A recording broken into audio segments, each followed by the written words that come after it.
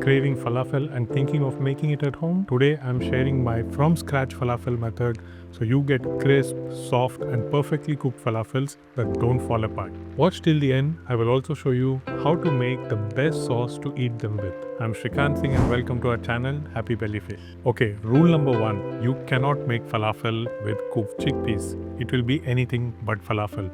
To make real falafel, start with dried chickpeas. I'm using 2 cups of these chickpeas. First, we will soak them in water for at least 4 hours.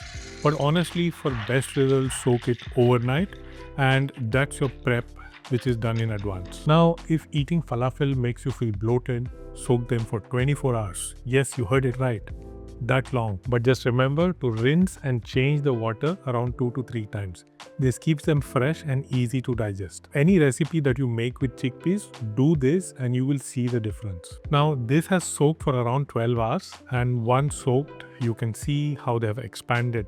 2 cups of dried chickpeas become about 4 cups when soaked. They become soft and plump, but it's still raw inside, and that's exactly what we want for falafel. Now to make some really great tasting falafels, we need to add some herbs and aromatic. The herbs that I'm going to use today are parsley, coriander and dill. If you don't have one of these herbs, it's perfectly fine, you can still make it. First, wash the herbs and shake off that excess water. The extra water will create problems. It will make the falafel mix very moist to hold. Next, separate the hard stalks from these herbs, and this is very important. They do not blend at all, and they will also cause the falafel to disintegrate when frying. Chop these coarsely so that they can blend uniformly. Next, take 3 small onions. White onions are the best choice, but I have these tiny red onions and they work as well. Chop them coarsely and measure out half a cup. The last aromatic that goes in is fresh garlic. Peel and chop the garlic coarsely to get around 2 tablespoons. Now it's time to make the blend along with the spices. I have around 4 cups of soaked chickpeas and I'm going to blend it in 2 batches. The portions I'm giving here are for 2 cups of soaked chickpea. Add these to a large blender jar. Next, add 1 cup of parsley, 1 cup of fresh coriander leaves and half a cup of dill. Add the chopped onions and garlic. Next, to add the warmth, we will add a few common spices. For this quantity of chickpeas, add about half a tablespoon of black pepper, and if you like it more spicy, more exciting, you can add some more. Add half a tablespoon of cumin, 1 tablespoon of ground coriander, and 1 teaspoon of paprika. Cayenne pepper or even Kashmiri red chili powder would do. And finally, add about 1.5 teaspoon of salt. A good falafel should be warm and aromatic, but never too spicy. Now blend everything, but do not add water. There's enough moisture from the soaked chickpeas, herbs and onions. So while blending, you might have to stop, scrape down the sides, push everything back in, and then blend again. You have to keep going until you get a coarse, grainy mixture, something like couscous or millets. It must not be very smooth like hummus or very coarse. So don't end up blending until it turns into a paste-like consistency. This texture is what keeps falafel crisp outside and soft inside. Now we'll repeat the same process with the remaining chickpeas using the same proportions of spices and herbs. Now all this preparation might seem very detailed, but trust me, this is how we get the falafel right. You see that? That's what we are working towards. This mixture should not be cooked right away. For the best falafel, refrigerate it for around 12 hours. You can even rest it for around 2 days and it will still be good. This rest time, it helps everything bind together and it also develops the flavor and it also softens the chickpea. Remember, they are uncooked. But if you are short on time, which is quite a possibility, chill it for at least 1 hour. And just before frying, mix in 1 teaspoon of baking powder for the entire 4 cups of chickpeas. This will also make it fluffy inside, but in my recipe, I'm not adding any baking powder. I have rested this mixture for more than 12 hours. If you feel the mixture has excess amount of moisture, then you don't have to throw it away. You can add some besan if you have it, just about half a tablespoon of it. mix it and see if the mixture can hold together. One way is also to keep half a cup of soaked chickpea aside so that if such a situation happens, you can add this and get the consistency that you desire. Now to shape the falafel, take about 1 tablespoon of this mixture and gently form a ball. You don't have to apply pressure, just glide it in your palms to get these round balls. What's important here is to make the outer surface smooth, and you can also do this by rolling this on a smooth bowl and it will even out everything. If you have very dry hands and you feel the mixture is sticking to the palm too much, then smear your palms with some oil, and if you wash your hands in between, let's say you have to answer somebody's call, then please dry them first before rolling more falafels. And while you do this, if you notice any large pieces of chickpea, onion or herb that's sticking out that did not grind, then remove them.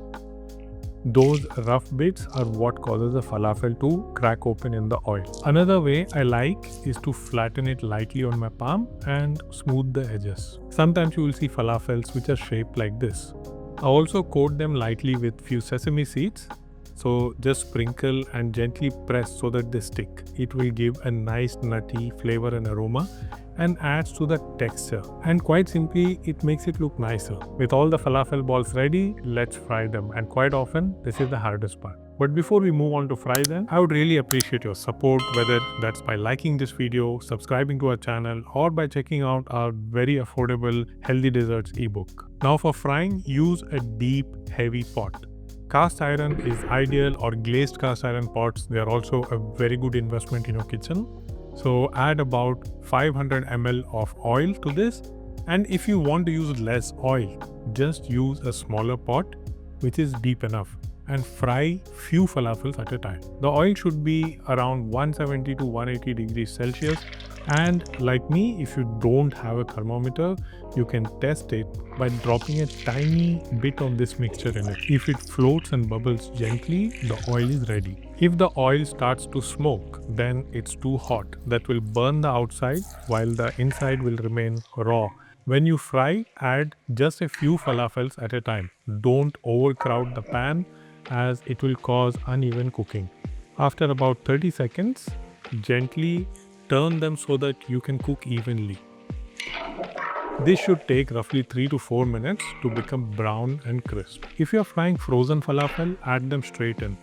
Just keep the oil temperature steady and not too hot.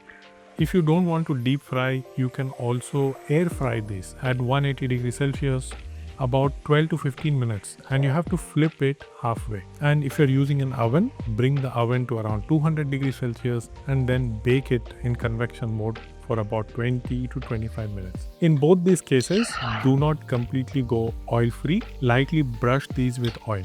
I've tried shallow frying these before and I've felt that it actually consumes more oil in that case. The falafel soaks up all the oil and becomes more oily than the deep fried ones. And let me break one of these open for you, and that's how these look. They're crisp on the outside yet very soft inside, and just how we want it to be. Falafel should always be served hot, straight out of the pan. If possible, fry this just before serving or reheat them before you serve it.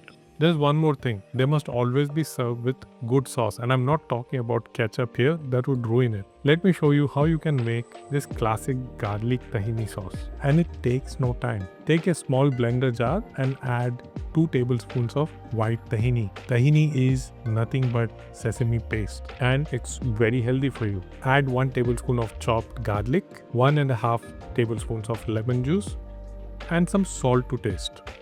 And lastly, add about 3 tablespoons of water. Blend this until you get this smooth and creamy sauce. And that's it. That's how simple it is to make it. You can eat falafel just like this with the sauce. Just break it, dip it and enjoy. Or you can also stuff it in a bread. Now if your bread looks like pita, but it isn't exactly pita like the one that I have, that's also fine. Just cut a pocket at the top and add a generous spoon of this garlic tahini sauce that we had just made. Add a few falafel, and if you can also add some quick onion pickle. This one I made by just soaking sliced onion in vinegar for 5 minutes. If you're a salad person, then you can add generous amount of salads as well. Depends on what can fit into the pita bread. Finish it with fresh herbs and that's it. Quick meal and you can take it anywhere with you. Now the most important question, can we freeze them? Yes. Once you have made these round balls, you can freeze them. Shape everything first and then freeze them on a tray. And once they are firm, then you can store them in a container. These will keep well for several months if you store them properly. And just because they are nice doesn't mean that you empty the boat. 3 or 4 are just about enough. More will leave you feeling like a walrus on a beach. Let me know how you like to eat falafel and I will see you soon in the next video.